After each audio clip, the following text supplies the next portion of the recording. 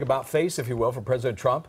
Months ago, he said he would cooperate with the Russia investigation. But tonight, he's telling the special prosecutor, talk to my lawyers instead. KCAL9 political reporter Dave Bryan following the late developments for us. Dave? The president had plenty to say today, but not much about doing this interview, with the special counsel. Even as President Trump's lawyers are reportedly discussing the logistics with special counsel Robert Mueller about a possible interview, the president dodged questions about whether he would do such an interview and blasted the notion that anyone might still think there was any collusion.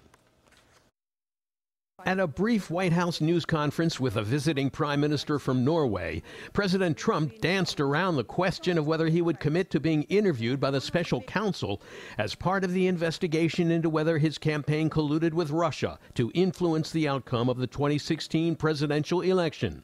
So what about that interview? We'll see what happens. I mean, certainly I'll see what happens. But when they have no collusion and nobody's found any collusion at any level, it seems unlikely that you'd even have an interview. But on June 9th of last year at a Rose Garden news conference, President Trump endorsed the idea of talking with special counsel Mueller about an issue involving former FBI Director James Comey, answering a reporter's question. Would you be willing to speak under oath to give your version of those events? 100%. So if Robert Mueller wanted to speak with you about that, I would be glad to tell him exactly what I just told you, Joe. Today, President Trump used the collusion questions to launch into a full-throated attack aimed at the ongoing investigation, which he had earlier called the single greatest witch hunt in American history. For 11 months, they've had this phony cloud over this administration, over our government, and it has hurt our government. But some Democrats are brushing aside the Trump decline to answer approach,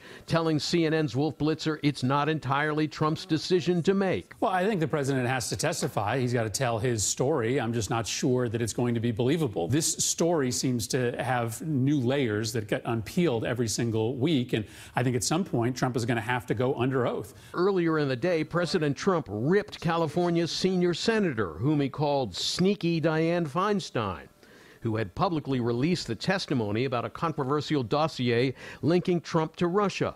The president tweeting Wednesday, the fact that Sneaky Dianne Feinstein, who has on numerous occasions stated that collusion between Trump and Russia has not been found, would release testimony in such an underhanded and possibly illegal way, totally without authorization, is a disgrace. Must have tough primary. California Congressman John Garamendi says the name-calling and attack on Senator Feinstein, after she seemed to embarrass the president by getting him to momentarily agree to pass DACA reform legislation with no strings attached, is just another example of President Trump's bully tactics. Beginning with his primary campaign, all of the bullying that went on against the other candidates, which continues to this day, which continued this morning to bullying Senator Feinstein, probably about what she did to embarrass him at that meeting. Now, in the report you just saw, you may remember President Trump in his tweet mentioned that Senator Feinstein, who's running for re-election this year, may have a tough primary. That was a reference to the fact that she will be facing a challenge from a fellow Democrat in the Senate primary. That would be California State Senate President Kevin De Leon. Jeff, back to you.